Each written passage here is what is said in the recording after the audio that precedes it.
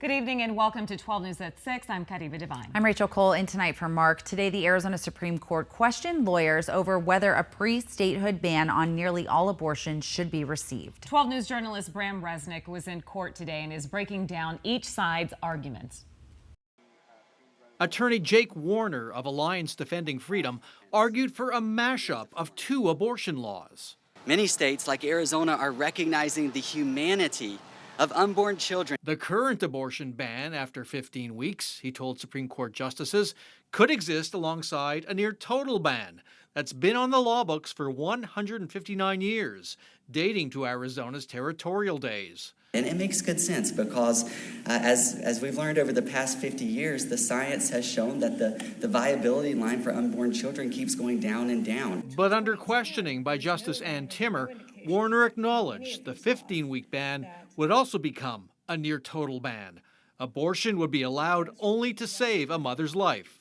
If determination is life-saving, there is no problem under Arizona law. The Christian law firm's legal theory got a chilly reception from the justices. The justices, frankly, were struggling with also trying to make sense of what he was saying. Law professor Barbara Atwood of the University of Arizona watched the hour-long hearing.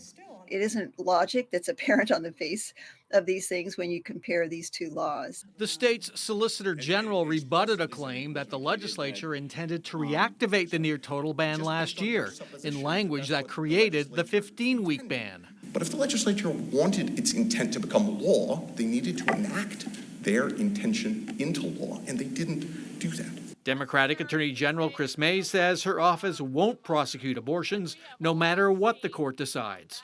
I can't fathom a situation in which our Supreme Court wants to take us back to 1864, but we will see and we'll deal with that when it's over with. And we expect an opinion from the Supreme Court sometime next year. There is no timeline. And don't forget, it's an election year. Yeah, that's right. Bram, so what would this mashup of abortion laws mean for women and also for healthcare providers? So this was confusing, and it's kind of a conflict. Say right now, under the 15-week ban, you're a woman who is 4 weeks pregnant. You decide you want to have an abortion, go to your provider. You can go ahead with that. Under this mashup, as I call it, this kind of coexistence between these two laws, today, if you're that same woman, you went to your abortion provider, you could not get that abortion. You could only get it if your life was in danger. So in effect, the ban, the near total ban, would be in effect if the court accepts that idea. And at this point, even though there's no timeline, there is an effort right now to put abortion law in the hands of voters. So what's kind of the status and what's that about at this point? Yes, this gets at the politics of this. So right now, there's signatures being gathered to put a constitutional right to an abortion on the state ballot in November of 2024. That would basically take the legislature out of the business of regulating abortion and leave abortion between a woman and her doctor. It's controversial in a lot of quarters. Signatures are being gathered. Hundreds of thousands are needed.